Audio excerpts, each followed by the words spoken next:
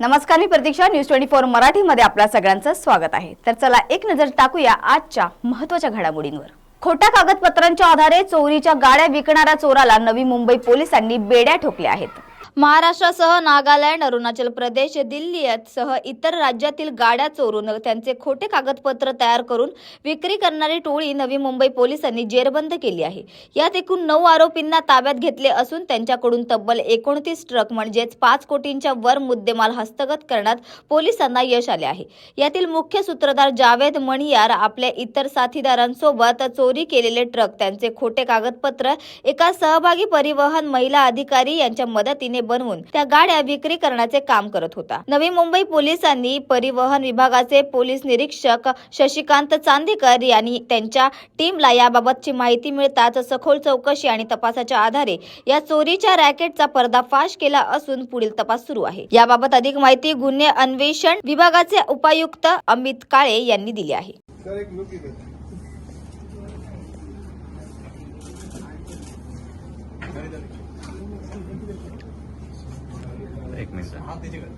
नवी मुंबई पोलिसांनी आतापर्यंत 29 गाड्या जप्त केलेल्या आहेत. हरियाणा आणि उत्तर प्रदेश या ठिकाणच्या 9 गुन्ह्यांमधल्या पण गाड्या अजून जप्ती करायचं काम आमचं सुरू आहे. याच्यामध्ये आरटीओचे 3 ऑफिसर्स, असिस्टंट मोटर इन्स्पेक्टर आणि ARTO रँकचे आम्ही अरेस्ट केलेले आहे. टोटल 9 लोक आतापर्यंत याच्यामध्ये अरेस्ट झालेले आहे. आता तपास जो आहे तो अजूनही सुरू आहे. आज पुन्हा ठाण्याच्या भाजप कार्यालयात बैठक होणार अशी माहिती महायुतीचे उमेदवार नरेश म्हस्के यांनी पत्रकारांशी बोलताना दिली. बैठकीबद्दल सविस्तर माहिती देताना म्हस्के यांनी माहितीचा उमेदवार म्हणून मुख्यमंत्री एकनाथ शिंदे, देवेंद्र फडणवीस आणि अजित पवार यांनी जबाबदारी टाकली आहे. शिवसेनेच्या वतीने आणि महायुतीचे उमेदवार म्हणून मी निवडणूक लढवत आहे. ज्येष्ठ नेते आमदार संजय केळकर यांनी मला बोलावलं, माझं स्वागत केलं आणि कशा प्रकारे प्रचाराची प्लॅनिंग करायची, कशा प्रकारे या ठाणे लोकसभेमध्ये प्रचाराची दिशा ठरवायची या संदर्भात आजची बैठक झाली. या बैठकीत चांगले निर्णय घेण्यात आले. त्याचसोबत आज पुन्हा 4 वाजता या कार्यालयात आम्ही बैठक घेतोय. या बैठकीत शिवसेना आणि भाजप असेल, त्याचबरोबर राष्ट्रवादी असेल. महायुतीतर्फे मला उमेदवारी जाहीर झालेली आहे आणि संजीव नाईक हे इच्छुक होते, त्यांना उमेदवारी नाही मिळाली म्हणून काही कार्यकर्ते नाराज असतील. मात्र युती आहे, युतीमध्ये एका पक्षाला उमेदवारी दिली जाते तेव्हा दुसऱ्या पक्षाचे कार्यकर्ते नाराज होतात. आमच्यामध्ये सुद्धा भिवंडीमध्ये आमचे पदाधिकारी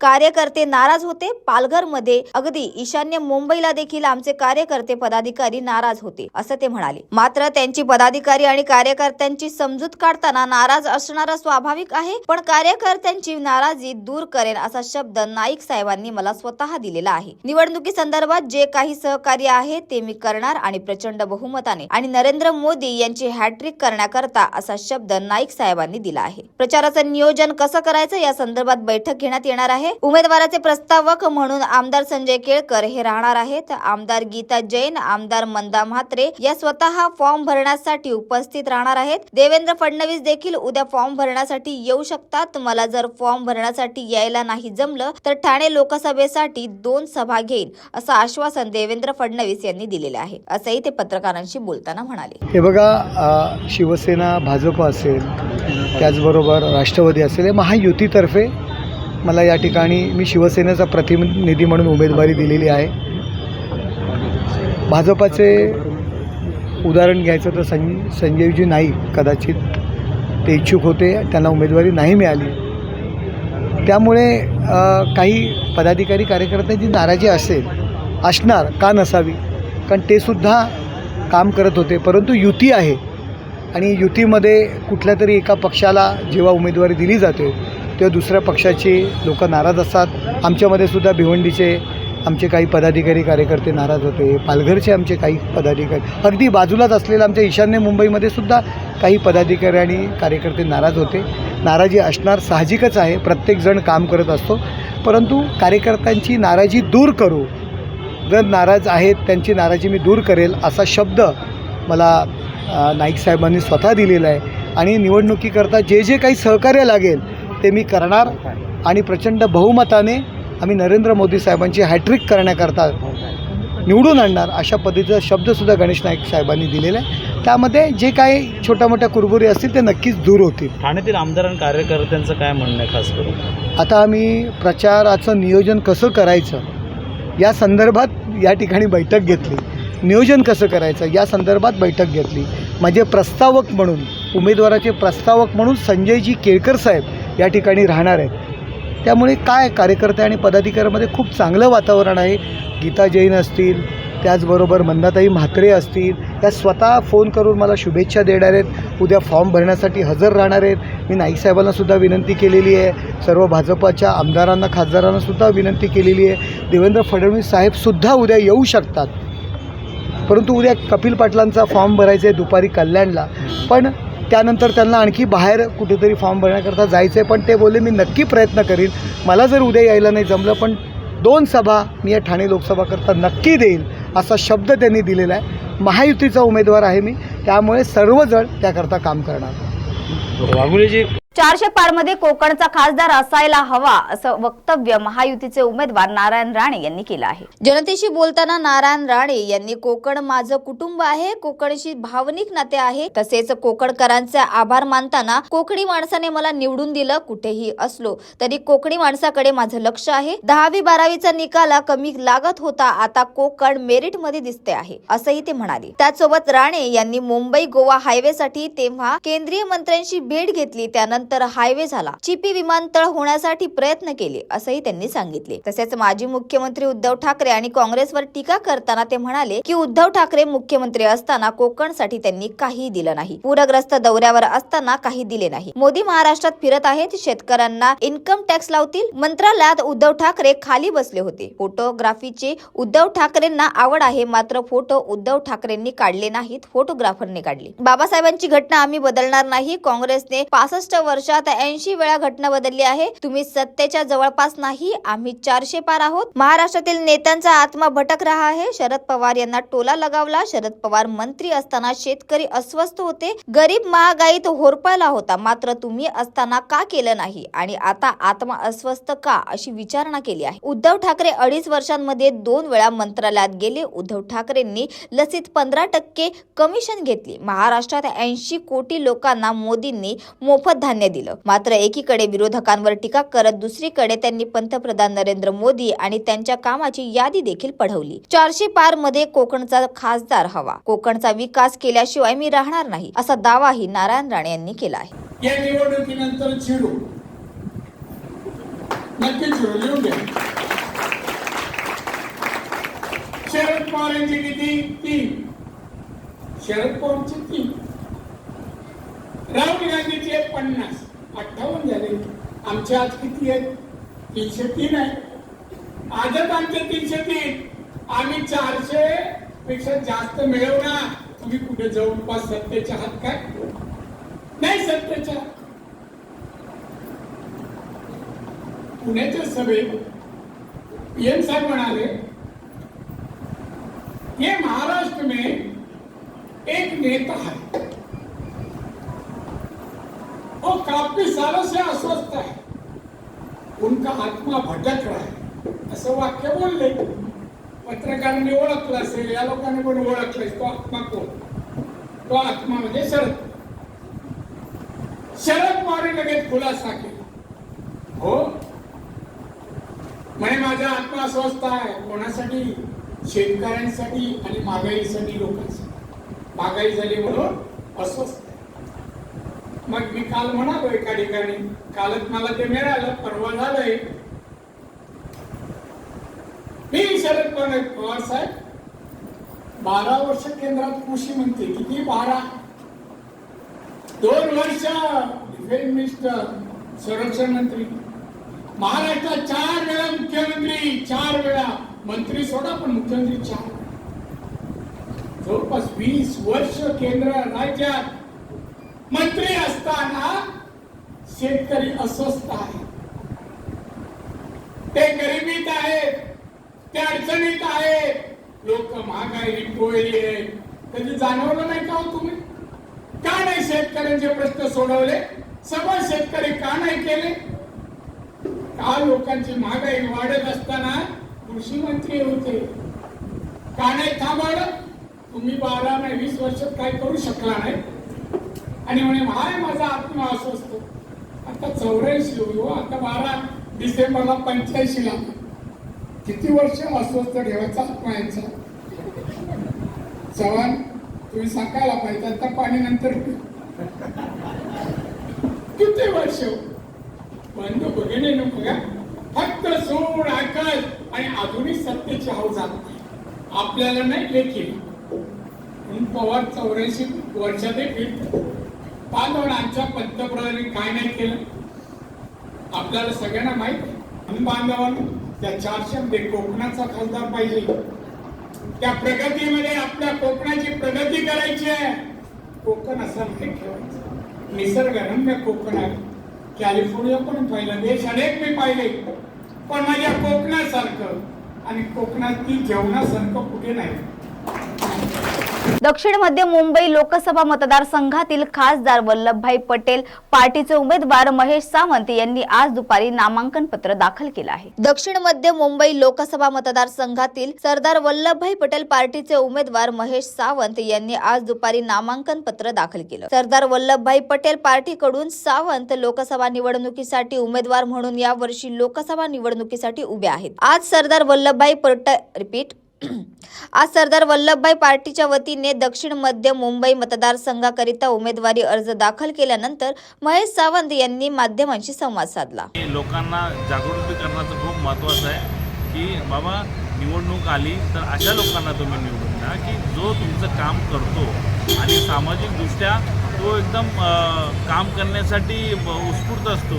हे अशी लोक आहेत की ते घोडा आणि गाढवा जर मी एक्झाम्पल द्यायला म्हणलं तर ते बरोबर मला ते मॅच होतं. ते तुमच्या पक्षाच्या जाहीरनाम्यानुसार किंवा घोषणापत्रानुसार कोणकोणत्या समस्यांना किंवा मुद्द्यांना प्राधान्य दिले जाईल? सामाजिक जे प्रश्न आहेत जे कोणाचे पर्सनली नाही आणि मी ऑब्झर्वेशन केलेलं आहे. हे जे खासदार आणि MP जी लोक आहेत ना ही लोकांची पर्सनली कामं करतात. सामाजिक काम एकदम लांब राहिलं ना. कोणाचं शौचालय बोला, ना गटार बोला, ना मोठे मोठे प्रोजेक्ट बोला, डेव्हलपमेंट बोला, रोजगार बोला, ह्याच्यावरती कुठल्याही प्रकारचे कामं होत नाहीत. ती जर कामं करायची असेल तर तुम्हाला चांगला नेता निवडलाच पाहिजे. कारण की ही जी आमची जी नेते मंडळी आहेत ते कशाच्या पाठी लागलेले आहेत? कुठल्या मंदिराच्या पाठी लागले आहेत. मंदिर बनवणे किंवा मस्जिद बनवणे किंवा शेड बनवणे ह्या गोष्टी ह्यांना एवढ्या ॲट्रॅक्टिव्ह आहेत की ते तिकडेच जातात आणि तेच बनवतात. पण यांना अजून हे माहिती नाही की विकास कुठल्या गोष्टींनी होतो. तुम्ही रोजगार देणं खूप महत्त्वाचं आहे, लोकांना शिक्षण देणं खूप महत्त्वाचं आहे आणि राहिली गोष्ट ह्याची हॉस्पिटल देणं महत्त्वाचं आहे. बघा कोणी सामान्य जनता तुम्हाला नोकऱ्या मागत नाही.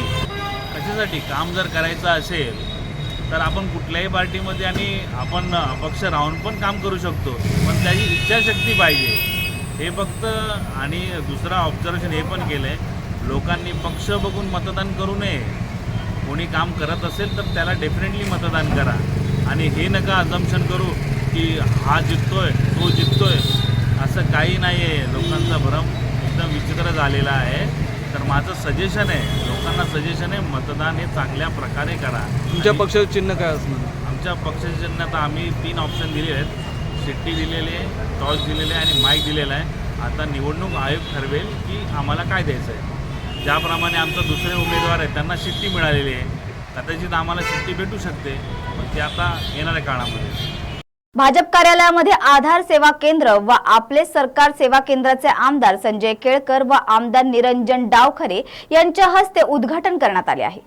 शिवसेनेकडून नरेश म्हस्के यांनी उमेदवारी जाहीर होताच अनेक ठिकाणी भाजपचे कार्यकर्ते नाराज झाल्याचं दिसून येत आहे. भारतीय जनता पार्टी जिल्हा विभागीय कार्यालयामध्ये आधार सेवा केंद्र व आपले सरकार सेवा केंद्राचे उद्घाटन आज आमदार संजय केळकर व आमदार निरंजन डावखरे यांच्या हस्ते संपन्न झाले. यावेळी भाजप आमदार संजय केळकर, आमदार निरंजन डावखरे, भाजप जिल्हाध्यक्ष संजय वाघुले उपस्थित होते. प्रचाराच्या अनुषंगाने भाजपची बैठक बोलवण्यात आली होती. भारतीय जनता पार्टी ही नरेंद्र मोदी यांना पंतप्रधान बनवण्यासाठी ठाण्यामध्ये जोरदार काम करेल असे यावेळी आमदार संजय केळकर यांनी सांगितले आहे. तसेच जिल्हाध्यक्ष संजय वाघोले यांनी सांगितले आहे.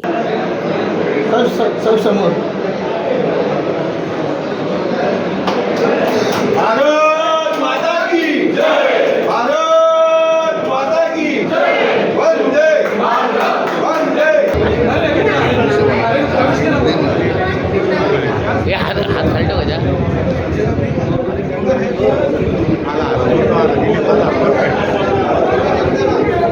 देखिए, नाराज़गी जो है ये हमेशा रहती है, क्योंकि 100% हर कार्यकर्ता को खुश नहीं किया जाता है। लेकिन अभी इस देश की लड़ाई है, देश का नेतृत्व और देश को कैसे विकसित करना है उसकी लड़ाई है। तो उस लड़ाई को मद्देनज़र रखते हुए भले ये नाराज़गी जो है वो जायज़ है, उनका कार्यकर्ताओं का भावना, उनका कहना जो है उसमें कोई भी अंतर या गलत नहीं है, तो भी आखिर में महायुति करके काम करना पड़ता है। और ये कोई पहला इंसिडेंस नहीं है, 96 में भी ये हुआ था। 96 में तो सीटिंग लोकसभा की सीट गई थी, लेकिन भारतीय जनता पार्टी का कार्यकर्ता जो है, हमारी कार्यकर्ता यही हमारी तो संपत्ति है। और ये कार्यकर्ता जो है वो तो भी उसके बावजूद भी कार्यकर्ता ने ज़्यादा से ज़्यादा वोटों से आने के लिए काम किया। तो ये एक प्रशिक्षण की बात भी है और मार्गदर्शन की भी बात कार्यकर्ता के ऊपर रहती है, कार्यकर्ता काम करता है। आज भारतीय जनता पार्टीच्या शहर जिल्हा कार्यकारिणीची बैठक होती आणि येणाऱ्या लोकसभेच्या निवडणुकीचं नियोजन करणे आणि आमचे उमेदवार हे नरेंद्र मोदी आहेत। त्याच्यामुळे आपकी बार 400 पार महायुतीचे जिथे जिथे उमेदवार असतील त्या ठिकाणी महायुतीचे सर्व कार्यकर्ते महायुतीचे उमेदवार विजयी करण्यासाठी त्या ठिकाणी कामाला लागतात। शहरातील काही कार्यकर्ते नाराज असल्याची चर्चा देखील जोर धरत होती। जे कार्यकर्ते नाराज असतील त्यांची नाराजी आम्ही दूर करण्याचा आटोकाट प्रयत्न करू। महायुतीनंतर आता नाशिकमध्ये वंचित बहुजन आघाडीकडून देखील उमेदवारी अर्ज दाखल करण्यात आले आहेत। व्हिडिओ 6 वंचितचे उमेदवार करण गायकर यांनी आज उमेदवारी अर्ज दाखल केला। वंचितने सुद्धा निवडणूक लढवण्याचा निर्णय घेतल्याने नाशिकमध्ये तिरंगा लढत होणार असून उद्या वंचितकडून शक्ती प्रदर्शन करण्यात येणार आहे। वंचित बहुजन आघाडीकडून मी आज श्रद्धेय बाळासाहेब आंबेडकर यांच्या आदेशानं उमेदवारी अर्ज दाखल केलेला आहे। उद्या शक्ती प्रदर्शनासह दुसरा एक अर्ज या ठिकाणी आम्ही दाखल करणार आहोत। या मतदारसंघामध्ये टीका टिप्पणी जातीपातीचं किंवा धर्माचं राजकारण करण्यापेक्षा आमचं सरळ विजन आहे, विकासावर बोला, विकासावर राजकारण करा। या मतदारसंघामध्ये शेतकरी, सहकार, शिक्षण, आरोग्य, पर्यटन यांच्या सगळ्या समस्या नागरिकांना भेडसावत आहेत। महागाई, बेरोजगारी यामुळे तरुणाई त्रस्त झाले, जनता त्रस्त आहे, त्याच्यावर कोणी बोलत नाही। फक्त यांनी किती खोके घेतले, त्यांनी किती खोके घेतले, गद्दार की खुद्दार। अरे हे निवडणुकीचे प्रश्न नाहीत। निवडणुकीचे प्रश्न आम जनतेला काय पाहिजे, त्यांच्या समस्या काय आहे, या नाशिक लोकसभा मतदारसंघाचा विकास कसा करता येईल, त्या विकासाच्या माध्यमातून या मतदारसंघाचं नाव लौकिक कसं करता येईल, यासाठी आमचे प्रयत्न असणार आहे। संविधान सक्षम झालं पाहिजे, संविधान टिकलं पाहिजे। संविधानाच्या विरोधात जी मंडळी येते त्या मंडळीला चपराक देण्यासाठी मराठा आरक्षणाचा प्रश्न असेल, शेतकऱ्यांचा प्रश्न असेल, या प्रश्नांवर ही उमेदवारी मी जनतेसमोर करतोय। जनता जनार्दन मी केलेल्या 15-16 वर्षाच्या जनसेवेची पावती यावेळी निश्चितपणे हा जो काही प्रकाश आंबेडकर साहेबांनी एक नवा संदेश या सर्व राजकीय पक्षांना दिला की घराणेशाही चालवण्यापेक्षा सर्वसामान्य जनतेतला शेतकरी कुटुंबातली जी मुलं आहेत, जे काही करू इच्छितात या देशासाठी चांगलं, त्यांच्यासाठी प्रकाश आंबेडकर साहेबांनी इतर सगळ्या सक्षम उमेदवारांना नाकारून, जे धनधानगे होते त्यांना नाकारून एक सर्वसामान्य शेतकऱ्याच्या मुलाला या ठिकाणी उमेदवारी देऊन जातीपातीचं राजकारण करणाऱ्यांना या ठिकाणी त्यांनी धडा शिकवलेला आहे। मुंबईच्या धारावी विधानसभा क्षेत्रात अदानी समूह धारावीकरांना धारावीतून बाहेर फेकण्याचा प्रयत्न करत आहेत, असा आरोप आझाद समाज पार्टीचे उमेदवार जाहिद अली शेख यांनी केला आहे। धारावी विधानसभा क्षेत्रात अदानी समूह धारावीकरांना धारावीतून बाहेर फेकण्याचा प्रयत्न करतायत। त्यांच्या विरोधात आमची प्रथम आघाडी असेल, त्याच मुद्द्यावर आम्ही निवडणूक लढवणार, असंही जाहिद अली शेख यावेळी म्हणाले। धारावी विधानसभा में जो अडानी ने हमारा जो आंदोलन चल रहा है अडानी के विरुद्ध, जो धारावी के लोगों को तोड़कर बाहर फेंका जा रहा है, जो मुलुंड फेंका जा रहा है, उसके विरोध में ये भीम आर्मी आज़ाद समाज पार्टी मिलकर यहाँ पे चुनाव लड़ेगी। उनको न्याय के लिए भीम आर्मी रोड पे उतरी है। नंदुरबार बाजार समितीत मिरचीची 3,25,000 क्विंटल एवढी आवक झाली असून या हंगामातील ही विक्रमी आवक सांगण्यात येत आहे। नंदुरबार बाजार समितीत यावर्षी मिरचीने विक्रमी आवक केली असून गेल्या 10 ते 15 वर्षातील ही आवक विक्रमी असल्याचे सांगण्यात येत आहे। नंदुरबारचे मिरची मार्केट हे महाराष्ट्रातच नव्हे तर गुजरात, मध्य प्रदेश राज्यात देखील प्रसिद्ध आहे। यावर्षी नंदुरबार बाजार समितीत मिरचीची विक्रमी अशी 3,25,000 क्विंटल एवढी आवक झाली असून या हंगामातील ही विक्रमी आवक असल्याचं सांगण्यात येत आहे। यामधून जवळपास 350 कोटी रुपयांची उलाढाल बाजार समितीत झाली आहे। दरवर्षी बाजार समितीमार्फत 40 ते 50 मिरची पतारत्या उभारण्यात येत होत्या, परंतु यावर्षी 70 ते 80 मिरची पतारत्या उभारण्यात आल्या आहेत। जवळपास रोज 700 ते 800 वाहनातून मिरची विक्री होत होती। आता मिरची हंगाम अंतिम टप्प्यात आला असून एप्रिल पर्यंत हंगाम संपत असतो, परंतु आता देखील 80 ते 100 वाहनातून जवळपास 1000 ते 1500 क्विंटल मिरची विक्री बाजार समिती होत आहे। त्यामुळे मिरचीचे मार्केट तेजीत असल्याचे दिसून येत आहे। यावर्षी शेतकऱ्यांना कापूस व पपई यामध्ये पुरेसा भाव न मिळाल्याने नुकसान झाले असल्याचं चित्र दिसून येत आहे। त्यामुळे येत्या हंगामात शेतकरी मिरची उत्पादनाकडे वळतील। यामुळे जवळपास 1.5 पट मिरची लागवडीचे क्षेत्र वाढेल असा अंदाज बाजार समितीकडून वर्तवण्यात येत आहे। गेल्या मागील 10 ते 15 वर्षात सर्वाधिक विक्रमी आवक आपल्या बाजार समितीमध्ये मिरचीची यावर्षी झालेली आहे। संपूर्ण एप्रिलपासून तर मार्च अखेरपर्यंतच्या या संपूर्ण हंगामात बाजार समितीमध्ये जवळपास 3,25,000 क्विंटल मिरची बाजार समितीत विक्रमी अशी विक्री झालेली आहे आणि जवळपास 350 कोटीची उलाढाल मिरचीच्या माध्यमातून बाजार समितीमध्ये झालेली आहे यावर्षी। आणि यावर्षी जवळपास 70 ते 80 मिरची पथाऱ्या बाजार समितीमध्ये, म्हणजे दरवर्षी साधारणतः 40 ते 50 पथाऱ्या या ठिकाणी पडत होत्या, परंतु यावर्षी याच्यात दुपटीने वाढ या ठिकाणी झालेली आहे। आणि बाजार समितीमध्ये ऐन हंगामात 700 ते 800 वाहनांमधून देखील मिरची विक्रीस येत होती। आणि आज अखेर आता हा अंतिम टप्प्यात मिरची आलेली असून तरी पण दरवर्षी या हंगामात या एप्रिल महिन्याअखेर मिरची संपून जाते, परंतु आज देखील बाजार समितीमध्ये 80, 90, 100 वाहनांमधून मिरची विक्रीला येते आहे आणि साधारणतः 1000 ते 1500 क्विंटल मिरची बाजार समितीमध्ये विक्री होते। चंद्रपुरात वाढत्या अतिक्रमणाला आटोक्यात आणण्यासाठी अतिक्रमण हटाव मोहिमेला सुरुवात करण्यात आली आहे। चंद्रपूर शहरातील विविध भागात अतिक्रमणाचे जाळे वाढल्याने पार्किंगचा पर्याय नसल्याने वाहतूक सेवेत अडथळा निर्माण होत आहे। मात्र आता काही दिवसात नागरिकांना वाहने नियोजित ठिकाणी पार्क करण्यासाठी समस्येचा सामना करावा लागणार नाही। याकरिता चंद्रपूर वाहतूक विभाग, चंद्रपूर शहर पोलीस विभाग व चंद्रपूर मनपाने कंबर कसली असून रखरखत्या उन्हात अतिक्रमण काढण्याचे काम 2 मे पासून सुरू करण्यात आले आहे। चंद्रपूर वाहतूक विभागाचे पोलीस निरीक्षक प्रवीण पाटील व पोलीस उपनिरीक्षक सुधीर जाधव यांच्या नेतृत्वाखाली मुख्य मार्गावरील डॉक्टर बाबासाहेब आंबेडकर पुतळा ते बिनबाग गेट या मार्गावरील अतिक्रमण हटाव मोहीम राबवण्यात आली आहे। यावेळी पोलीस निरीक्षक पाटील म्हणाले की शहरात वाहने पार्क करण्यासाठी नागरिकांना अतिक्रमणामुळे अडथळा निर्माण होत आहे। त्याकरिता शहरात ज्या ठिकाणी अतिक्रमणाने विळखा घातलाय त्या ठिकाणी अतिक्रमण हटवण्याची मोहीम सुरू करण्यात आली आहे। नगरपालिका, शहर पोलीस स्टेशन आणि ट्रॅफिक विभाग यांच्या संयुक्त विद्यमाने आम्ही एक आराखडा तयार केला आहे पुढील 15 दिवसाचा। तर त्याची सुरुवात आजपासून आम्ही केलेली आहे। जे असे ठिकाण आहेत शहरामध्ये ज्या ठिकाणी पार्किंगच्या समस्या आहेत आणि वाहनांना जायला खूप अडथळा होतो आणि ट्रॅफिकची समस्या निर्माण होते, या ठिकाणी बऱ्याच मोठ्या प्रमाणामध्ये दुकानदारांनी त्यांचा रस्त्यावरती माल ठेवलेला आहे, काही लोकांनी अतिक्रमण केलेलं आहे आणि या गोष्टीमुळे जास्तीत जास्त वाहनांना अडथळा होतो। ही जी ठिकाणं आहेत ही पुढच्या 15 दिवसामध्ये आयडेंटिफाय केलेल्या ठिकाणामध्ये आम्ही कारवाई करणार आहोत आणि सदरचं अतिक्रमण काढलं जाईल नगरपालिकेकडून। तसंच जो माल ठेवलेला आहे तो सुद्धा नगरपालिकेकडून उचलला जाईल आणि जप्त केला जाईल।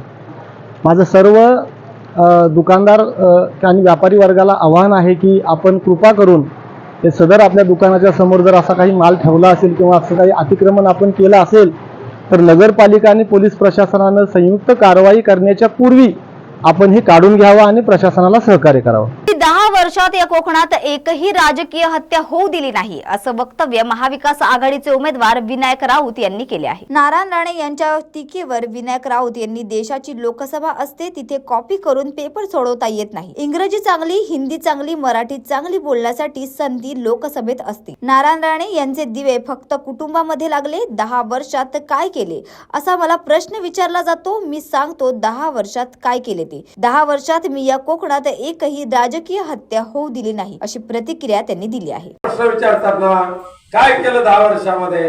होय, मी सांगतो 10 वर्षामध्ये मी ह्या कोकणमध्ये एकही राजकीय हत्या होऊ दिलेली नाही.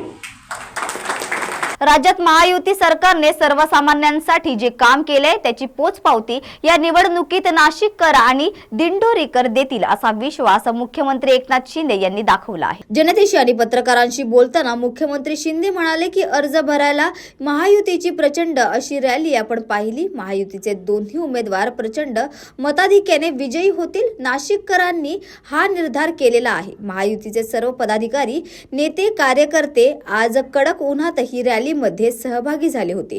यावरून आपण अंदाज लावू शकता की हेमंत गोडसे आणि भारती पवार प्रचंड मताधिक्याने विजयी होतील असा आम्हाला विश्वास आहे.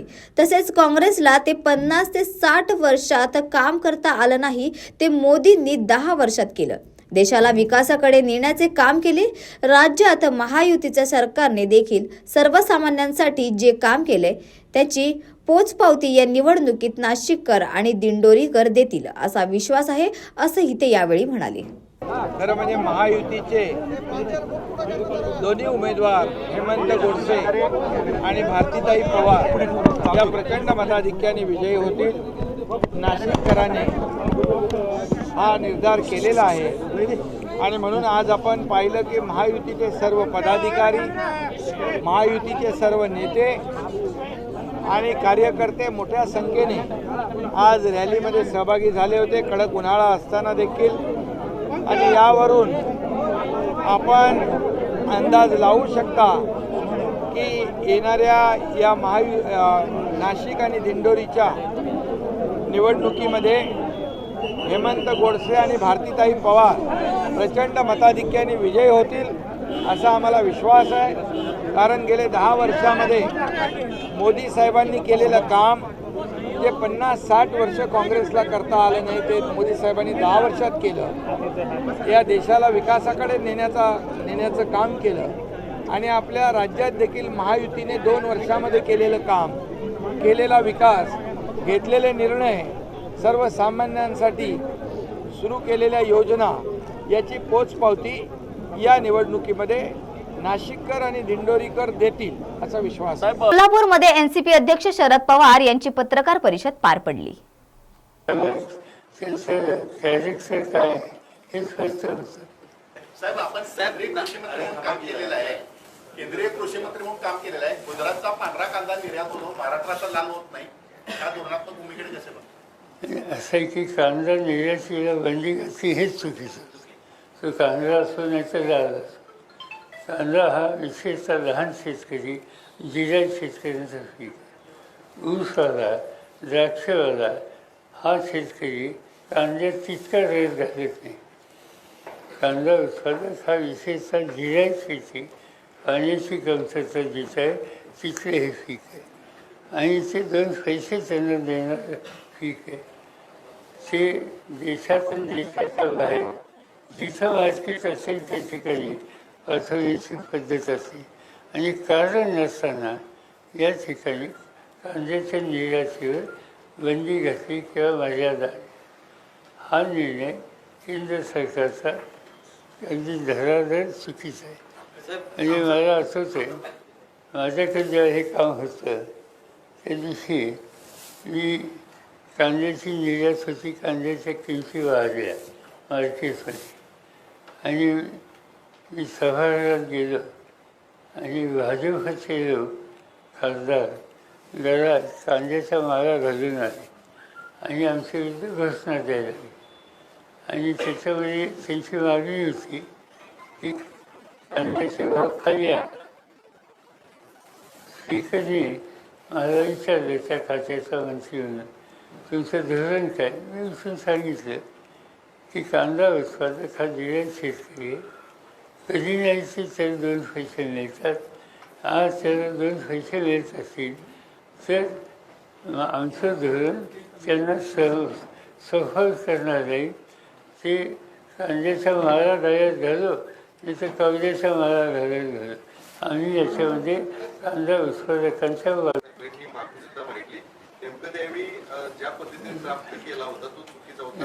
काही माहीत नसतं. आमच्या पक्षाचा काही संबंध त्याचा नव्हता. आमचा कॅबिनेट ठरलाय मात्र विरोधकांचा अजून कॅबिनेट ठरत नाही. यावर मतदान कुणाला करणार असं विरोधक आव्हान करतात. मगाशी सांगितलं की 77 मोरारजी भाई देसाई ठरले नव्हते. शेवटचा एक प्रश्न, प्रत्येक निवडणुकीत शरद पवार साहेब कोल्हापूर येतात. पंचील हॉटेलमध्ये काही नेत्यांना बोलून घेतात, काहींना डोस देतात, काहींना प्रेमानं सांगतात आणि जुळणी लावतात. तुमच्यामध्ये आवाड्यापासून कुपेकरांपासून ते जेवाय पासून केपी पडली सगळी नावं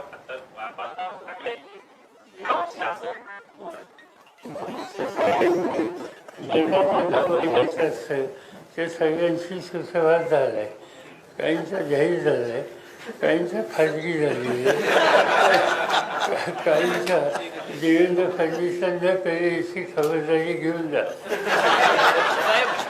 बीडमध्ये पंकजा मुंडे यांना मराठा समाजाचे नागरिक आहेत ते अडवत आहेत. याचा काही परिणाम होईल असं वाटतं? माहिती नाही. सगळी मी उद्या परवा जाणार तेव्हा समजून घेईन. साहेब तुम्ही मोदींचा उल्लेख मगाशी केला. तुम्ही प्रत्येक भाषणामध्ये सांगता की मोदींची वाटचाल त्या दिशेने सुरू आहे. संविधानात बदल ह्यासाठी करणार आहेत की ते काय अजन्म सत्ताधीश राहावेत पुतींसारखे. तर ही भीती खरी आहे की उगाच काही भीती आहे? हे असं बघायचं का? आत्तापर्यंत वागणं, आत्तापर्यंतचे निर्णय ही जे बघितले तर सावध राहण्याची स्थिती. मी एकदम चार्ज करणार नाही की ते अगदी होतीनच होती, पण सावध राहावं जनतेनं, लोकांना, राजकीय नेते. पंतप्रधान मोदी गेल्या काही दिवसांपासून काँग्रेसच्या जाहीरनाम्यावर जास्त बोलत आहेत आणि काँग्रेसच्या जाहीरनाम्यात नसलेल्या मुद्द्यांवर जास्त बोलत आहेत. त्याचा मतदारांवर काही परिणाम होईल असं अजिबात होणार नाही. कारण काँग्रेसच्या जाहीरनाम्यात नसलेल्या गोष्टी त्यांनी टिप्पणी केली. मगाशी मी सांगितलं आता मंगळसूत्र कुठे आहे, कसं आहे, कशाचा विषय निघाला बोलून घे. असा हा यत्किंचित विषय नाही कुणाच्या मनात. म्हणजे हे सगळं मोदी साहेबांच्या सुफिक डोक्यातनं बाहेर निघतं आणि ते त्या संबंधीचं भाष्य करतात.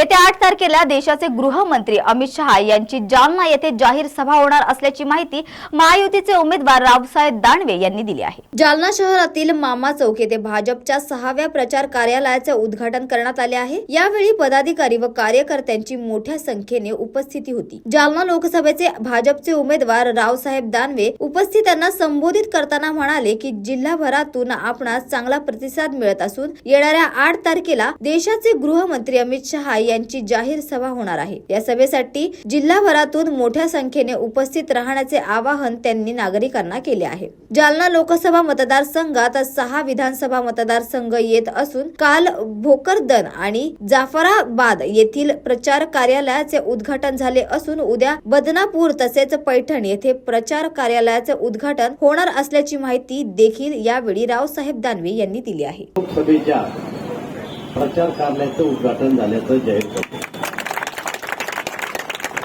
हे कार्यालय या ठिकाणून आपल्या जालना शहर आणि जालना जिल्ह्याची प्रचार यंत्रणा चालू राहणार आहे. भोकरदनला, जाफराबादला आज कार्यालय उघडले. उद्या बदनापूरचं कार्यालय उघडणार आहे.